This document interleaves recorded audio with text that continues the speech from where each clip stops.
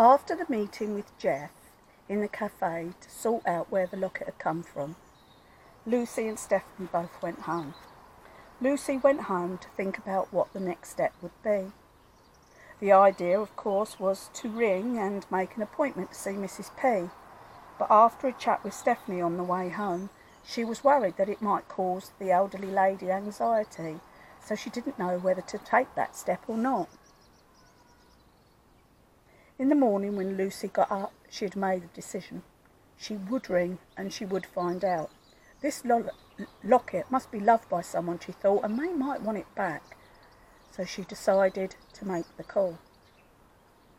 After work that day, she came home. After having a cup of coffee and thinking how she should word it, she rang the home for the elderly where Mrs. P was living now after leaving the cottage. A wonderful lady answered the phone and explained that Mrs. P at that moment was resting in the living room. Was there a message? I would like to make an appointment to see her, she said. Oh, no appointments needed here, lovey, said the woman. Just turn up after 4 o'clock in the afternoon and you'll be able to see her. Every afternoon she sits and waits for visitors. She gets them. She won't mind. Are you sure? Said Lucy. I've got something rather important to speak to her about. Oh, are you the young lady? She said. She told me a young girl might ring, but she didn't say what your name was. Oh, OK, said Lucy, and put the phone down after saying thank you. Lucy decided that there was no time like the present. She got into the car and off she went. It wasn't long before she pulled up outside of a rather regimental type looking building. Even though it was new, it was square and ordinary and quite glum on the outside. She got to the door, pushed a bell and an intercom. Hello, who is it? It's me, Lucy, to see Mrs. P, she said. May I come in? Oh, all right, darling. And she recognised the voice of the lady she had spoken to on the phone earlier. The door was open and Lucy was surprised. She stepped into what looked like a very modern and pleasant place.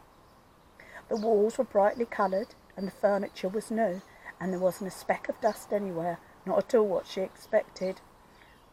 I've read too many news articles, she said, about horrible homes, and in she went. The lady introduced herself and they walked round to the living room. There at the other side of the room sat a very sprightly looking 84-year-old lady. There she is, said the girl, and Lucy went forward. Hello, Mrs. P. That's me, darling. Who are you? Lucy introduced herself and Mrs. P said, the girl from the cottage.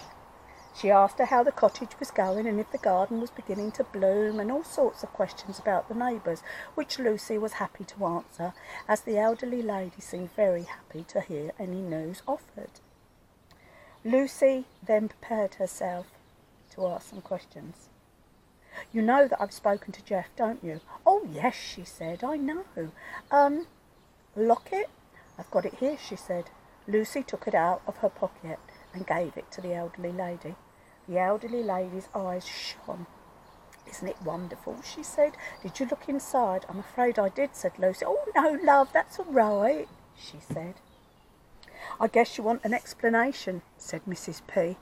Well, only if you want to offer it, said Lucy. Me and my friend Steph really were intrigued about it all. That's okay, said Mrs. P. It's not a real secret. Most people know it in the village, but most people won't tell you it because it's not their news. We're not much ones for gossip here, she said. Lucy smiled because she realised the old lady was joking by the twinkle in her eye and the little grin at the corner of her mouth. This is one of those things people just don't talk about, she said. Right, she said. Quite a number of years ago now, in fact, 50 years ago, me and my husband decided we wanted to buy a small cottage to bring our little boy up in. And sure enough, we found the cottage, the very cottage you're living in now. We fell hopelessly in love with it as it was for sale and hadn't been up for sale long, and it was at a terrifically reasonable price. When we went to meet the people, The mother seemed very glum and upset about the situation of moving, but said she knew that they had to, as there was a situation that had arisen. The gentleman of the house was very kind and made us tea and made us feel really comfortable. And at that moment a young woman walked in, pregnant, quite heavily pregnant. And when I say young, I mean young. 14 and pregnant 50 years ago. It just wasn't on. The mother of the girl looked at her and looked at me and Mr. P and said, I'm going to tell you why we're selling the cottage. It turned out that the silly young slip of girl had fallen in love with one of the local workers. Excuse me. And, well, you know what happens with young people. He, of course, realising he had got her pregnant, gone, vanished off the face of the earth. So her and her husband were left to look after the 14-year-old girl, who was now quite a lot more pregnant than I hoped she would be before they left the village. We've got a small cottage, she said, down by the sea that belonged to my husband's father, and we're going to go and live there.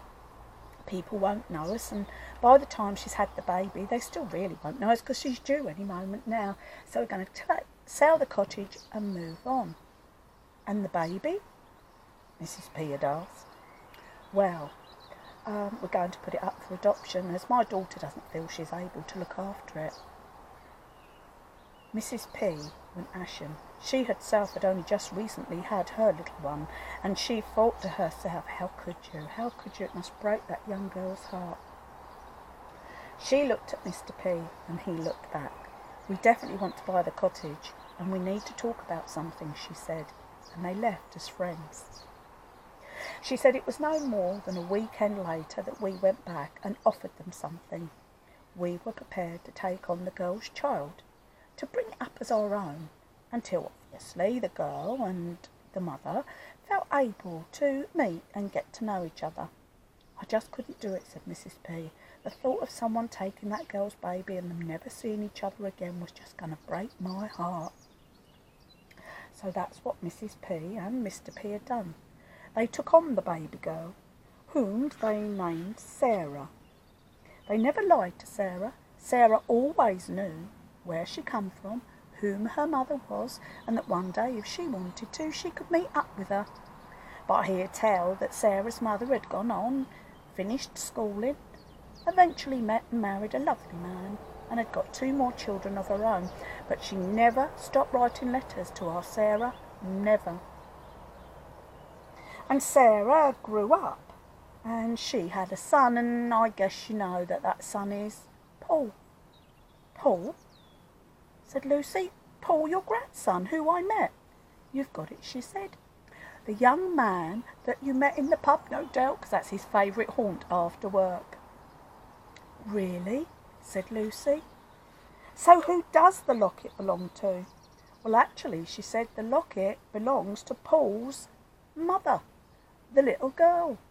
They both had one. They were made by the father of the young girl. And it had a picture in it of the baby and of the mother, and they both had one exactly the same. And Sarah wore hers, oh crumbs, all the time, once old enough, and then it just vanished. Well, I found it, said Lucy, in the shed where you kept the garden tools. That'd be about right, said Mrs. P. She loved it out there in the garden with her dad, Mr. P. Lucy thanked her, got up, shook her hand and left.